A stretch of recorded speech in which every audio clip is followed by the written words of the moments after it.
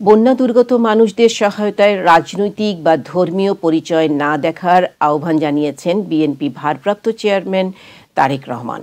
এক ভিডিও বার্তায় দলীয় নেতাকর্মীদের উদ্দেশ্যে এই আহ্বান জানান তিনি বলেন, বন্যার্তদের প্রতি মানবিক সহায়তার ক্ষেত্রে দয়া করে কারো কোনো রাজনৈতিক কিংবা ধর্মীয় পরিচয়কে প্রাধান্য দেবেন না।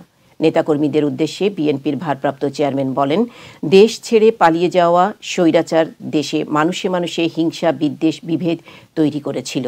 কিন্তু মানবিক সহায়তার ক্ষেত্রে নেতাকর্মীরা দয়া করে কারো রাজনৈতিক ও ধর্মীয় পরিচয়কে প্রাধান্য দেবেন না। একই সঙ্গে আপনারা ব্যক্তিগত ও দলীয় উদ্যোগের পাশাপাশি বন্যার্তদের সহায়তার জন্য সরকার ও প্রশাসন আপনাদের কাছে যে কোনো সহযোগিতা চাইলে দয়া করে সাধ্যমতো সহায়তার হাত বাড়িয়ে দিন।